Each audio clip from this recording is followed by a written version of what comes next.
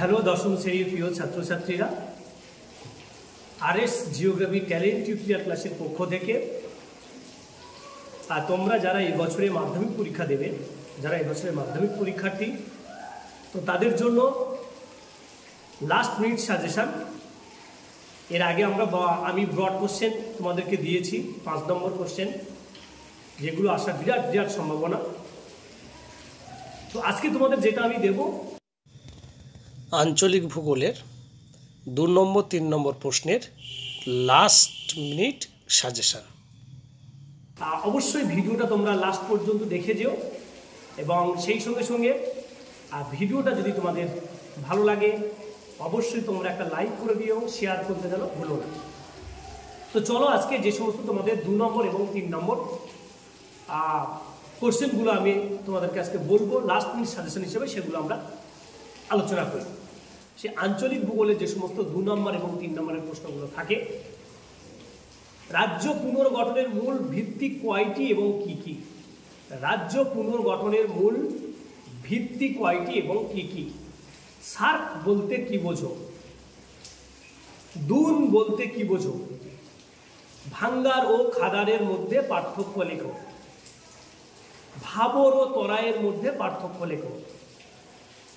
দাক্ষিণাত্যের মালভূমি বা ডেকান ট্রাপ বলতে কি বোঝো? দাক্ষিণাত্যের মালভূমি বা ডেকান ট্রাপ বলতে কি বোঝো? মালনাথ ও ময়দানের মধ্যে পার্থক্য লেখো। মালনাথ ও ময়দানের মধ্যে পার্থক্য লেখো। কচ্ছের রণ বলতে কি বোঝো? কচ্ছের রণ বলতে কি বোঝো? পূর্ব উপকূলের সমভূমি ও পশ্চিম উপকূলের সমভূমির মধ্যে পার্থক্য লেখো। এবারে চলে আসবো ভারতের জলসম্পদ। অন্তর্বাহিনী নদী বলতে কি বোঝো? অন্তর্বাহিনী নদী বলতে কি বোঝো? কয়াল বলতে কি বোঝো? কয়াল বলতে কি বোঝো? নিত্যবহ খাল ও প্লাবন খাল বলতে কি বোঝো? উত্তর ভারতে নলকূপের মাধ্যমে জলসেচ ব্যবস্থার বেশি প্রচলিত কেন? উত্তর ভারতে নলকূপের মাধ্যমে জলসেচ ব্যবস্থা বেশি প্রচলিত কেন? দক্ষিণ ভারতে জলাশয়ের মাধ্যমে জলসেচ বেশি প্রচলিত কেন? বহুমুখী নদী পরিকল্পনা বলতে কি বোঝো এবং এর উদ্দেশ্যগুলি লেখো। বহুমুখী নদী পরিকল্পনা বলতে কি বোঝো এবং এর উদ্দেশ্যগুলি লেখো। এবার ভারতের জলবায়ু। ভারতের জলবায়ুতে হিমালয়ের প্রভাব কি? 3 নম্বরে আসতে পারে। ভারতের জলবায়ুতে হিমালয়ের প্রভাব কি? মৌসুমী বিস্ফোরণ বলতে কি বোঝো? মৌসুমী বিস্ফোরণ বলতে কি বোঝো? আশ্বিনের ঝড় ও কালবৈশাখী ঝড় কাকে বলে? আশ্বিনের ঝড় ও কালবৈশাখী ঝড় কাকে বলে? লু ও আঁধি কি? লু ও আঁধি কি? এবং পশ্চিমী ঝঞ্ঝা বলতে কি বোঝো? পশ্চিমী ঝঞ্ঝা বলতে কি বোঝো? ভারতে খরা ও বন্যার প্রাদুর্ভাব হয় কেন? ভারতে খরা ও বন্যার প্রাদুর্ভাব হয় কেন? ভারতের কৃষিকাজের উপর মৌসুমী বায়ুর প্রভাব কি? ভারতের কৃষিকাজের উপর মৌসুমী বায়ুর প্রভাব কি? এবারে চলে আসি ভারতের মৃত্তিকাতে। মৃত্তিকা ক্ষয়ের কারণ কি? মৃত্তিকা কিভাবে সংরক্ষণ করা যায়?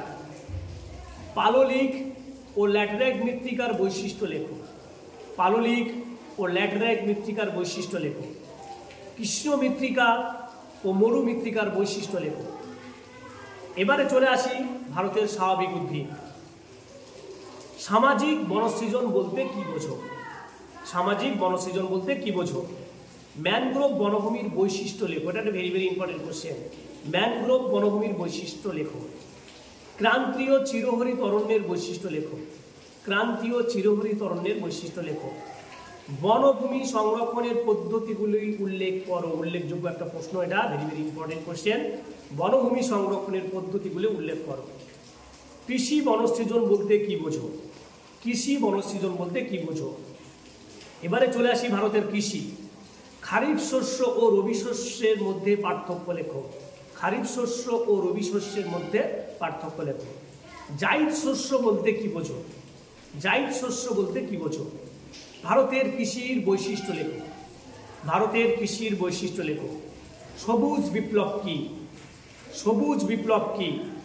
উত্তর ভারতে বেশি গম চাষ হয় কেন? উত্তর ভারতে বেশি গম চাষ হয় কেন? বাগিচা ফসল ও তন্তু ফসল বলতে কি বোঝো? শিকড় আলগা শিল্প বলতে কি বোঝো? শিকড় আলগা শিল্প বলতে কি বোঝো? এবারে চলে আসি ভারতের শিল্প। টিস্কো গড়ে ওঠার কারণ কি? টিস্কো গড়ে ওঠার কারণ কি? ইঞ্জিনিয়ারিং শিল্প বলতে কি বোঝো? ইঞ্জিনিয়ারিং শিল্প বলতে কি বোঝো? পেট্রোরাসায়নিক শিল্পকে উদীয়মান শিল্প বলা হয় কেন? পেট্রোরাসায়নিক শিল্পকে উদীয়মান শিল্প বলা হয় কেন? অনুসারী শিল্প কাকে বলে? অনুসারী শিল্প কাকে বলে? পেট্রোরাসায়নিক শিল্পকে আধুনিক শিল্প দানব বলা হয় কেন? পেট্রোরাসায়নিক শিল্পকে আধুনিক শিল্প দানব বলা হয় কেন? ভারতের পেট্রোরাসায়নিক শিল্পগুলির বেশিরভাগ বন্দরের কাছে গড়ে উঠেছে কেন?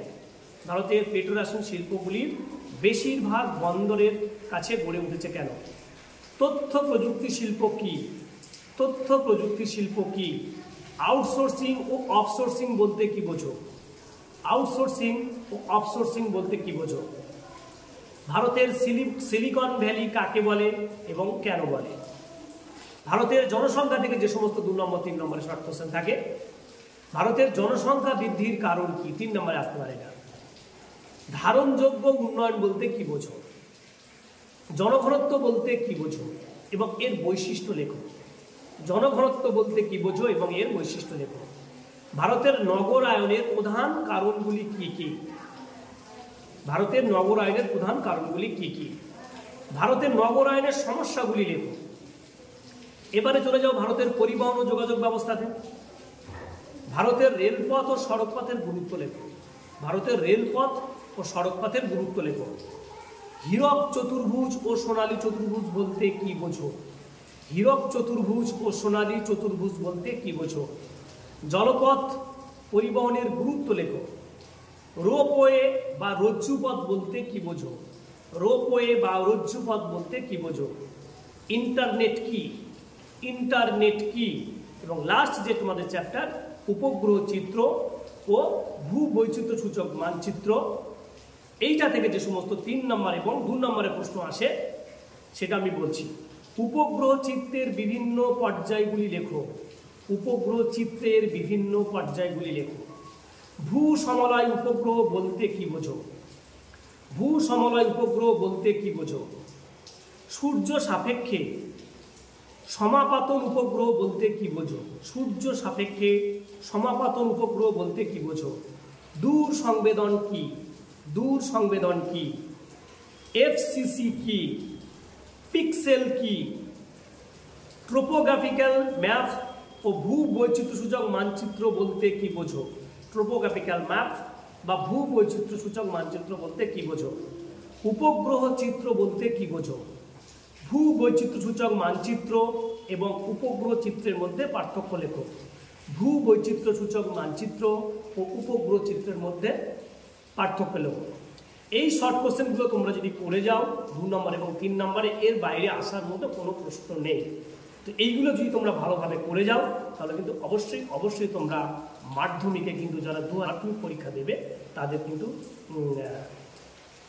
এই লাস্ট মিনিট সাজেশনটা বিরাটভাবে উপকারে আসবে। কারণ এর মধ্য থেকে কিন্তু বেশিরভাগটা পেয়ে যাবে। তাহলে এই যে শর্ট কোশ্চেনগুলো আমি বললাম তোমাদেরকে 2 নম্বর এবং 3 নম্বরের প্রশ্নগুলো, যারা খুব ভালোভাবে করে যাবে তারা কিন্তু এর বাইরে থেকে আসার কোনো সম্ভাবনা নেই। এর মধ্য থেকে কিন্তু আমি যেহেতু চ্যাপ্টার হয়েছে তোমাদের 2 নম্বর এবং 3 নম্বরের কোশ্চেনের লাস্ট মিনিট সাজেশন তোমাদেরকে আমি দিয়েছি, সেই জন্য এর বাইরে যাওয়ার কথা নয়।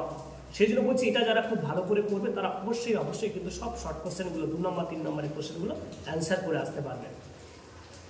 তো অবশ্যই যদি তোমাদের ভিডিওটা ভালো লাগে তাহলে অবশ্যই তোমরা লাইক করো এবং কমেন্টস দিও কেমন লাগলো ভিডিওটা। তার সঙ্গে সঙ্গে অবশ্যই যারা নতুন ভিডিওটা দেখছো তারা অবশ্যই সাবস্ক্রাইব করে নিও এবং নোটিফিকেশান অন করে নিও এবং এটা তোমরা তোমার বন্ধুদের কাছে কিন্তু শেয়ার করে দাও যাতে তোমাদের বন্ধুদেরও উপকারে আসে।